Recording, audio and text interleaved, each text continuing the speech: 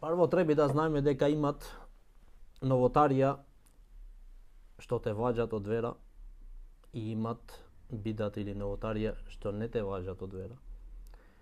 И исто така имат бидачија што повикуваат во бидат и со знаење и намерно, иако му се имат кажано и објаснато вистината, и имат бидачија што традиционално ги правит некои бидати, мислејќи дека тоа е ибадет. Треба да се опоменува за некои бидачија што неговиот бидат е голем или пак тој бидат ваѓат од вера. Види сега, не само олку.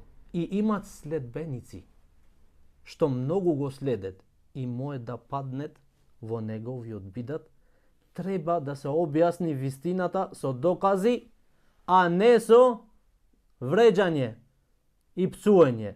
Тоа не е од ахлакот на верникот. А ако некој човек вистина прави некои новотари, ама никој ништо не знае за него, немој да бидиш ти себе, да биди тој јавен кај народот, да се познават. Како се велит еден збор на арапски, една реченица велит: емитул батила би адеми ذكره. Велет, умрете ја невистината со тоа што нема да ја спомнувате. Немојте да го проширите. Тој ништо никој не знае за него. Имате излезено некој со некој бидат, уште не е јавен.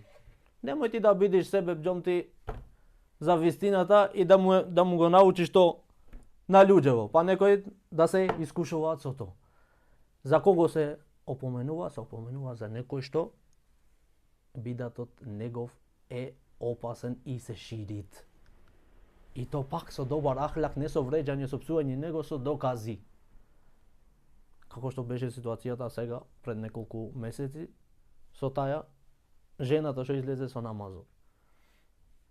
Тука треба да се зборуваат и да се опоменува за тоа нешто. Ама, некој браќа греше каде? Кога почна со вреđање и со псување. Со вреđање и со псување не излегви вистината. Вистината излегви со докази. Аллах велит, пратеникот велит, асхабите велет и табините велит, ова ти е вистината, ова не чинит, ова е бидат и така, и остава. Не вреđај. Ти си вака, ти си он. Не влегви во персонални, немој да ја исташ дебатата, да излеги, да биде персонално со нејзе. И тоа беше срам за некој од браќава наши, Аллах да ги упати и да му опрости.